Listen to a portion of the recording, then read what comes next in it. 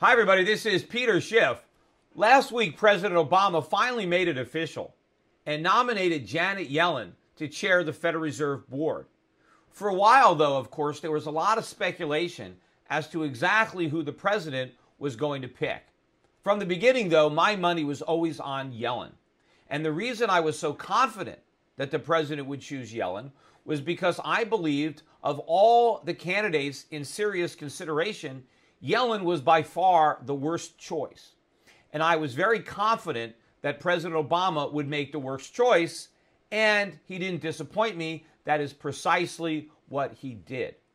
Now, if you listen to the media and how they're reacting to the Yellen nomination, you would think that Janet Yellen, is the greatest economic forecaster of our time.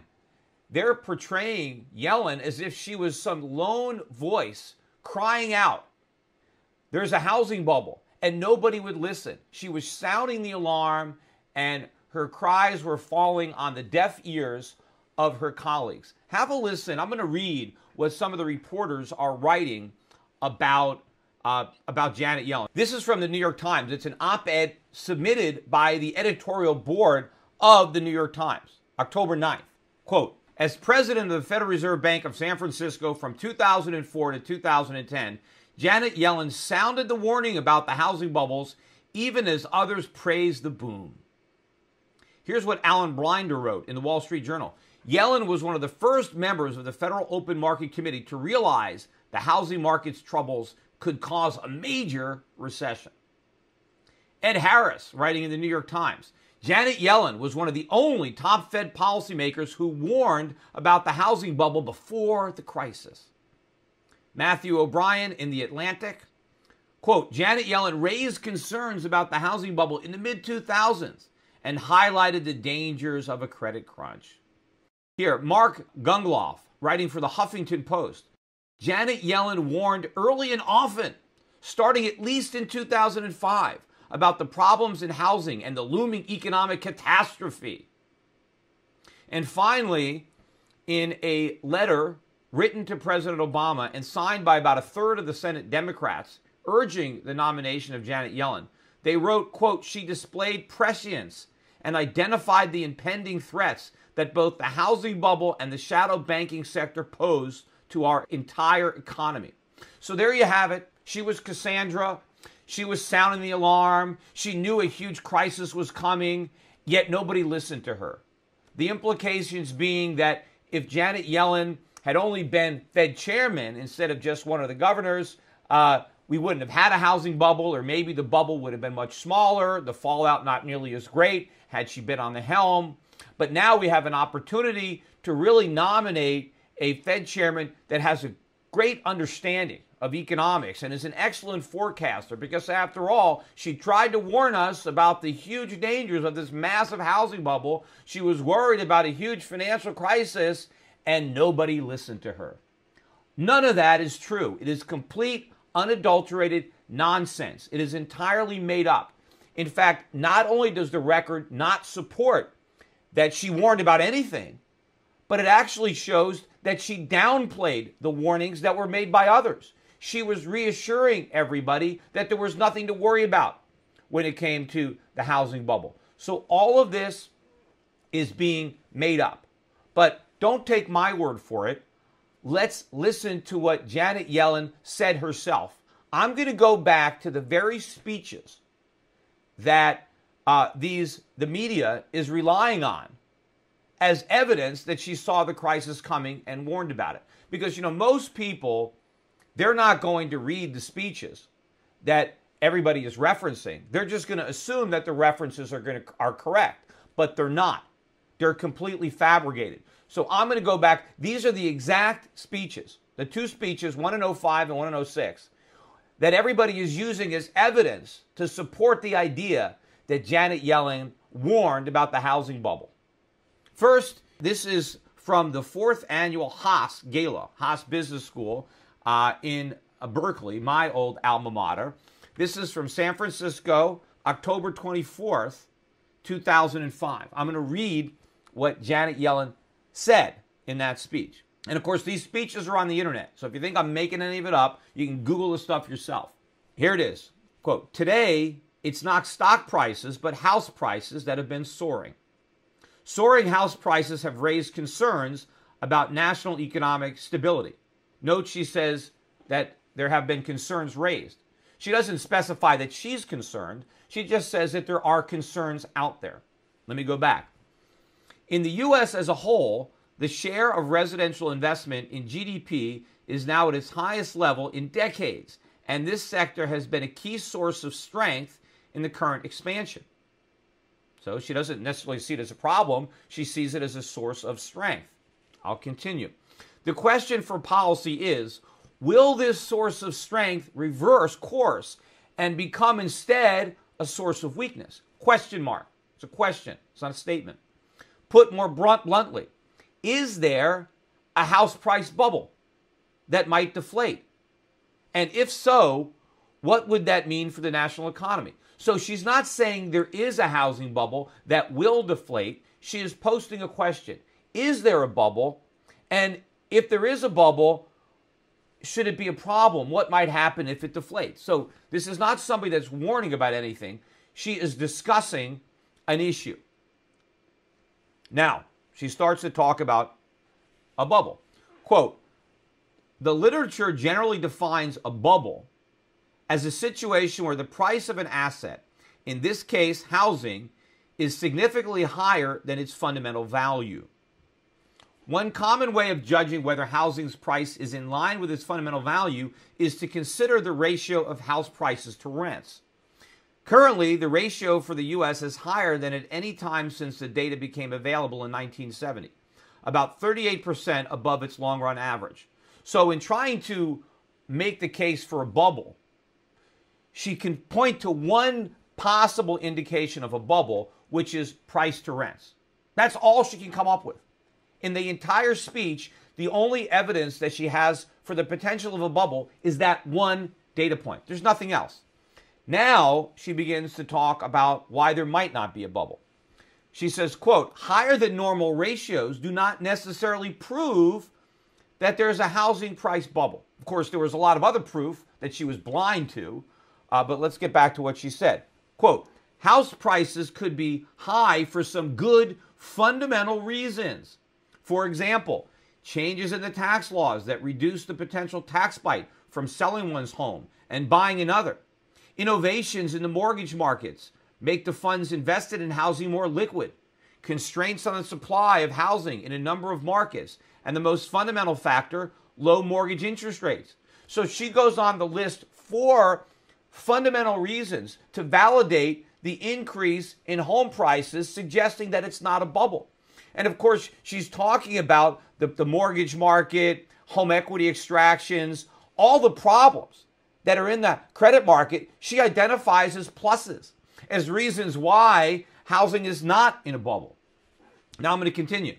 So while I'm certainly not predicting anything about the future house price movements, so here you go. I mean, obviously she's not warning about a housing price collapse when she says flat out she's not making any predictions at all about the housing market. I think it's obvious that the housing sector represents a serious issue for monetary policy makers to consider. Okay, housing is a serious issue to consider. It's not a threat. She has no idea what's going to happen to housing prices. She doesn't think it's a bubble. She acknowledges that housing is a serious issue that we ought to consider, but that's it. I mean, that's the closest thing to a warning she ever gave in 2005 or 2006 for that matter, and it doesn't constitute as a warning. Now, let me continue. She says, how should monetary policy react to unusually high prices of houses or other assets for that matter? In my view, it makes sense to organize one's thinking around three consecutive questions, three hurdles to jump before pulling the monetary policy trigger. First, if the bubble were to deflate on its own, would the effect on the economy be exceedingly large? Second, is it unlikely that the Fed could mitigate the consequences? And third, is monetary policy the best tool to use to deflate a house price bubble? My answer to these questions in the shortest possible form are no, no, and no. Right? So in other words, if there's a housing bubble, which she doesn't concede that there is, but if there is one and it bursts, according to Yellen, it's no big deal. it's not going to have a big effect on the economy. Here in her own words, in answer to the first question on the size of the effect, this is the effect of the bursting of the housing bubble, which she doesn't even believe exists. It could be large enough, not will be, it could be large enough to feel like a good-sized bump in the road. But the economy would likely be able to absorb the shock. Oh yeah, sounds like a big warning to me. She's really worried about what might happen if the housing bubble bursts. Yeah, it's going to be a bump in the road. That's it. In answer to the second question on timing, the spending slowdown that would ensue is likely to kick in gradually because it mainly affects household wealth. So the impact of a gradual spending slowdown could be well cushioned by an easier policy. So in other words, she's not worried at all, and she's not recommending anything different at the Fed than what is already going on. Here's the rest of it. Quote, taking all these points into consideration, it seems that the arguments against trying to deflate a bubble outweigh those in favor of it. So even if there is a bubble, she's saying the Fed should do nothing to try to deflate it because even if it bursts, it's no big deal.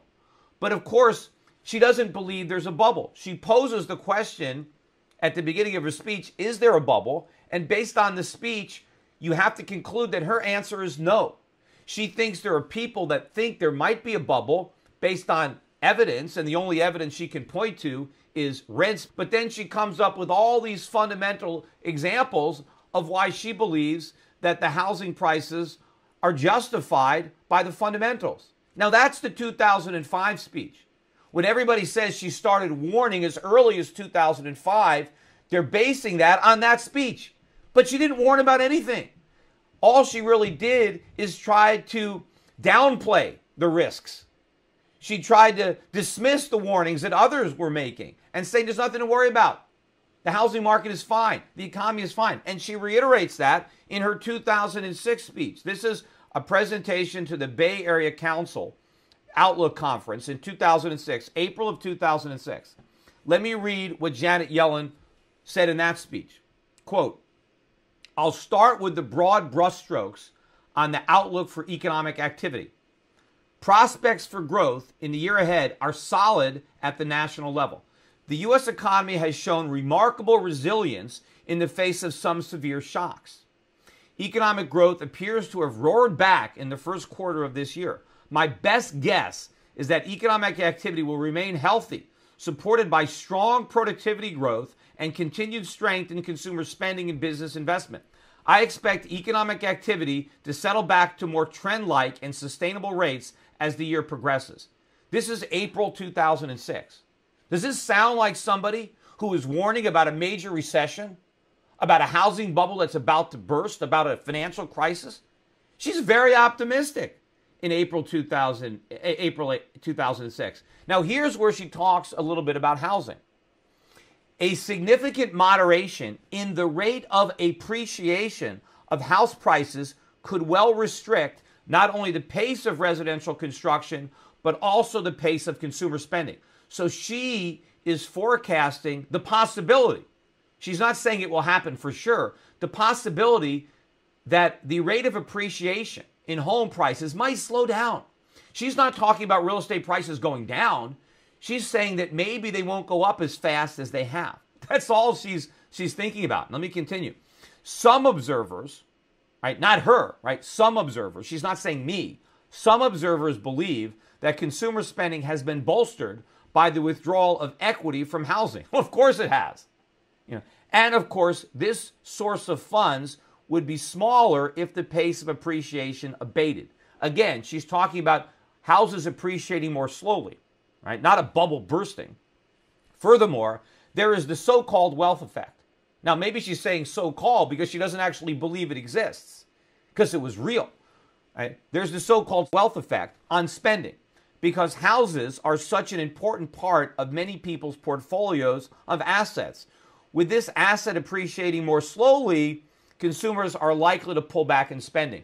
So again, she is postulating that going forward, houses might not be rising as fast in price as they were in the past. And it's possible, not definite. It's possible because some people are worried about a wealth effect. Some people think that housing has been an important component in consumer spending. Not necessarily Janet Yellen, but other people. And maybe if they're right, well, maybe it could be a slight drag, but she's still very optimistic on the economy. Now, listen to this. Here is where Janet Yellen, for the first time, entertains the possibility that real estate prices might actually fall. Listen to what she said. First, house prices could surprise us in either direction.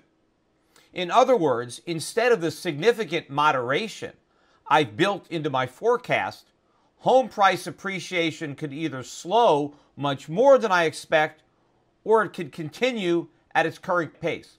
In other words, she anticipates real estate prices to keep rising, just not as quickly as they were rising before, but she could be wrong.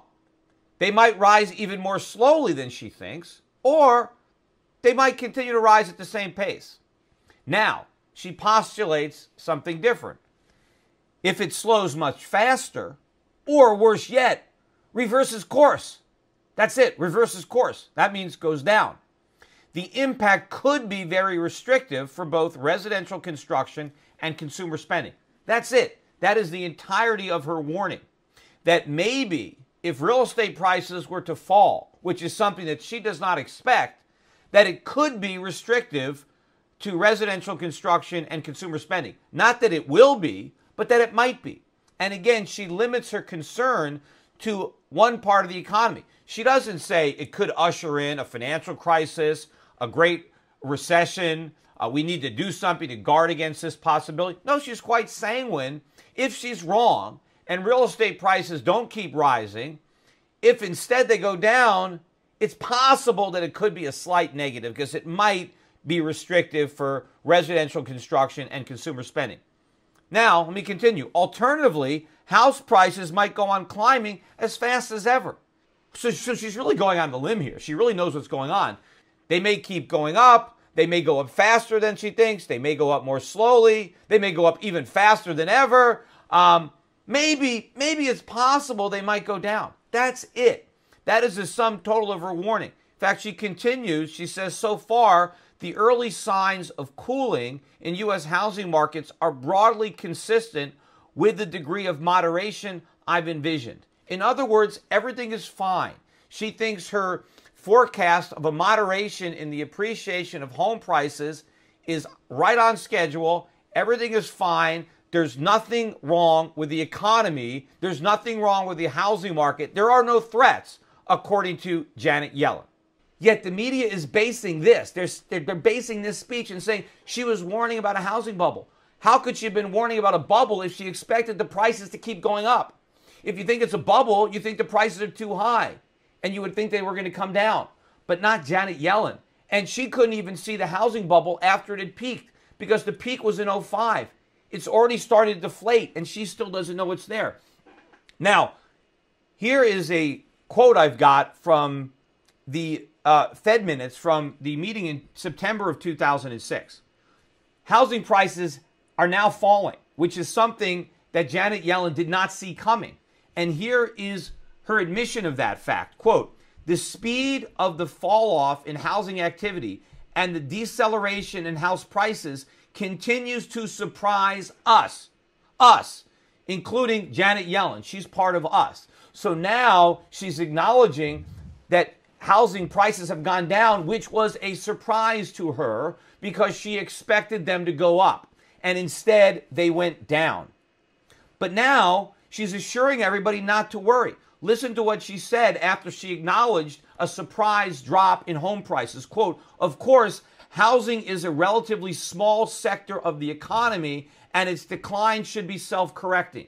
So now she admits that housing prices are falling, but she's telling everybody not to worry. It's no big deal. Housing is a small part of the economy.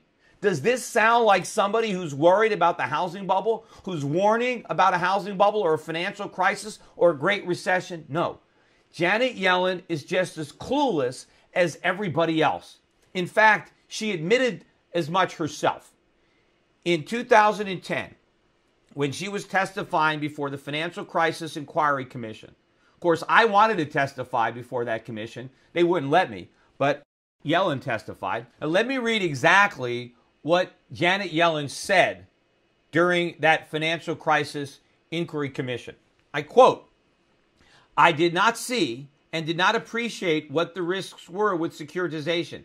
The credit ratings agencies, the shadow banking system, the structured investment vehicles. I didn't see any of that coming until it happened." Well, at least she was honest about it, which is more than we can say about the mainstream media, which is now trying to make her into something she was not. In fact, what's really ironic is you've got these same reporters who refuse to give me any credit whatsoever for actually having done what they're pretending that Janet Yellen did. But despite the fact that there's not only no evidence to support the claim that Yellen predicted the housing bubble or the financial crisis, and even though she's denied it herself, they're still going with that story and repeating it as if it were the truth. Now, what I want to do for the rest of this video, first of all, I am going to link to an article that I wrote in 2005, less than a month after Janet Yellen's "there's no housing bubble, nothing to worry about" speech at Haas in San Francisco. I wrote it less than a month after she made that speech. Read that article. It's quite comprehensive. It's one of many I wrote in 2005, by the way. They're all up on the archives in the Europac.net website if you want to read them all. But that's what a warning looks like. I didn't mince my words when I wrote that piece. I said there is a massive housing bubble, the biggest one ever. I went over all the evidence of that bubble, not just one little thing, rents, but I went over a long list of why it was a bubble, the biggest bubble ever. And then I went out to explain why there was a bubble, what the factors were that created the bubble. And then I warned about exactly what was going to happen to the financial system and the economy when that huge bubble inevitably burst. And you know, not only did I publish that article on my website, I sent it out to dozens of other websites that also published it, and I emailed it personally to over 100 reporters. Many of the same reporters who are now crediting Janet Yellen for predicting the crisis and warning about the housing bubble. I sent them these articles, and they never acknowledged it and never gave me any credit for any of the work that I did. So go back and read that. I don't think Janet Yellen has any free market roots. I don't think there was ever a time where she believed in sound money like maybe Alan Greenspan did.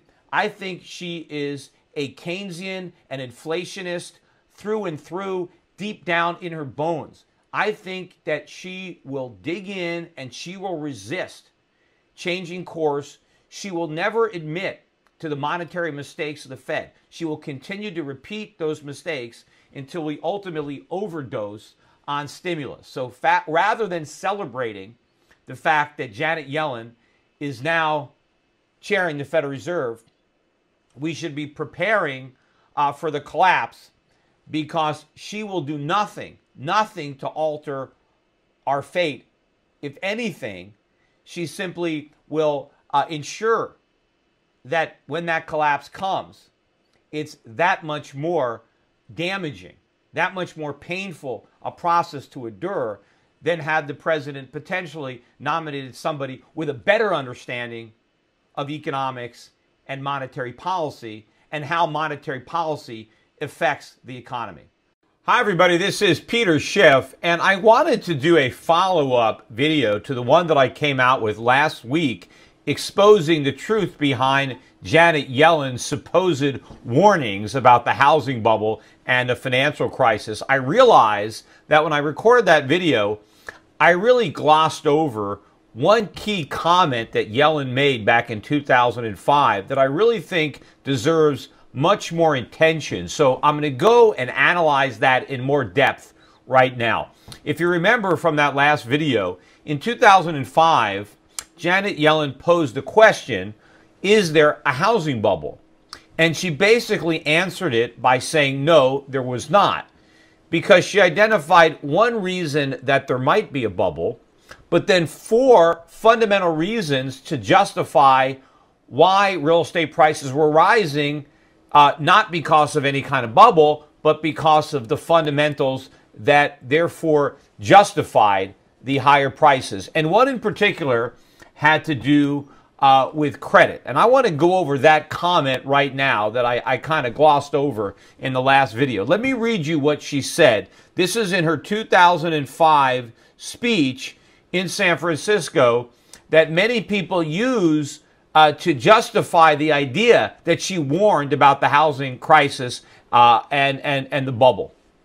Quote, "Another development which may be making housing more like an investment vehicle in the U.S., is that it's now easier and cheaper to get at the equity, either through refinancing, which has become a less costly process, or through an equity line of credit.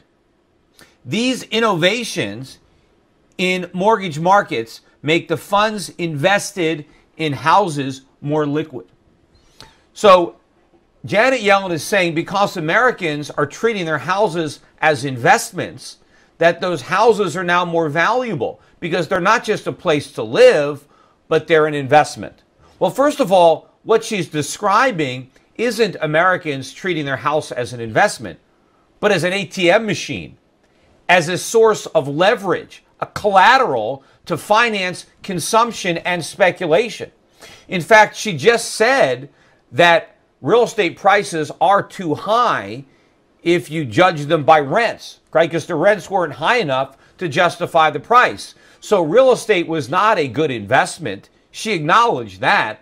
What's really going on, the real reason that homeowners were willing to extract their equity is because they believed the market would replenish it.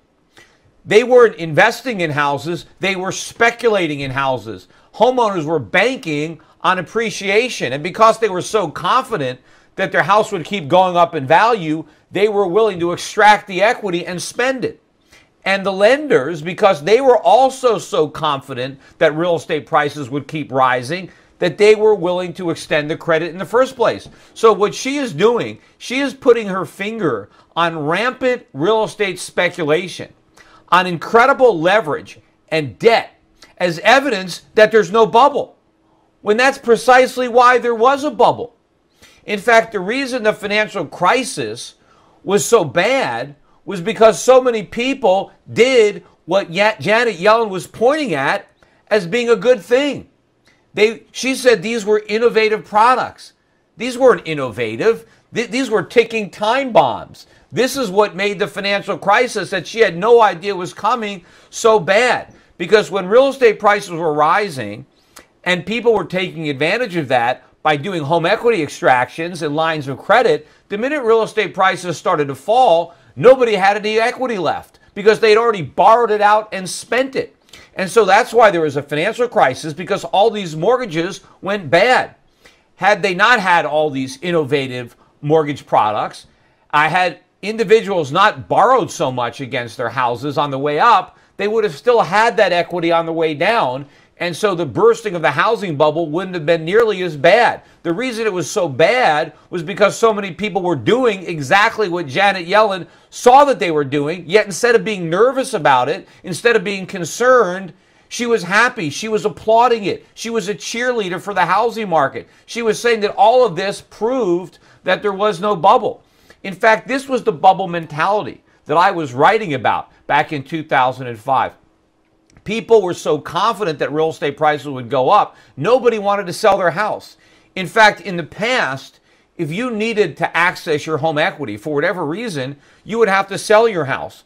But thanks to these innovative products, nobody had to sell their house. You would just borrow the money. That way you can have your cake and eat it too. You can get the equity out of your house without selling your house. And of course, since the house would keep going up in value, you can get more and more equity. If you sold your house to get the cash, well, then you couldn't benefit from future appreciation. So because it was so easy to extract equity, the normal real estate sales didn't take place. People didn't sell their house because they needed the money. They just leveraged their house because they needed the money. In fact, one of the reasons that foreclosures were so low in 2005 and 2006 is because strapped homeowners didn't have to sell their house. The house didn't go into foreclosure. They can just borrow more money so they can keep meeting their payments and survive. The very innovative products that she's so enamored by were the reasons the bubble grew so big in the first place. And of course, what were consumers doing with all the money that they were extracting from the real estate market? Some of it was used to buy more real estate and inflate the bubble further, but a lot of that money was spent. Homeowners were using the equity extractions to buy stuff, to buy cars, to take vacations, to buy furniture, to do remodeling. So the housing bubble and the economy were growing together. Janet Yellen, throughout her speech in 05 and 06, downplayed the connection between the economy and the housing market. She says the housing market was a small part of the economy, that even if housing prices collapsed, it would just be a bump in the road to the economy. Yet she can't even understand the link between these home equity loans that she's praising, that she thinks are so innovative, and the fact that there's so much excess spending in the economy. She didn't see that when real estate prices went down, not only would all that excess consumption go away, but now homeowners would be underwater in their mortgages, and instead of sending in their mortgage payment, they would be mailing in their keys. So Janet Yellen was right there studying all this information.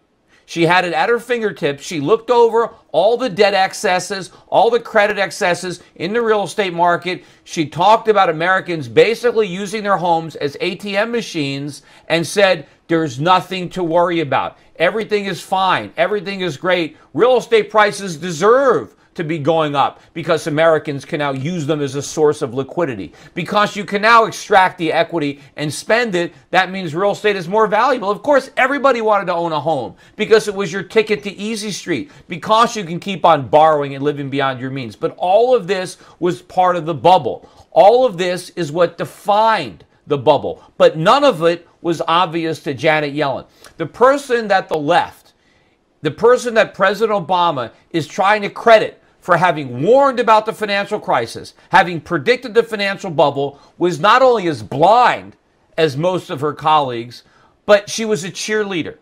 She didn't only not warn about the dangers of the housing bubble, she dismissed the warnings of other people and said there is nothing to worry about. Everything is great. Everything is fine in housing. It's all justified by the fundamentals. People who are talking about a bubble, they don't know what they're talking about. And even in the unlikely event that real estate prices go down, even though I, Janet Yellen, believe they're going to go up, even if they go down, it's no big deal. And this is going to be the next chairman of the Federal Reserve. Again, if you haven't watched the 40-minute video that I recorded, watch that one as well. You don't have to watch the whole 40 minutes if you don't want to. It's the first 25 minutes are exposing Janet Yellen. The last 15 are just some clips of me in 2006, just to draw a contrast between the warnings that Janet Yellen wasn't giving and those that people like me were making back in 2005 and 2006. And again, if you didn't take the time to read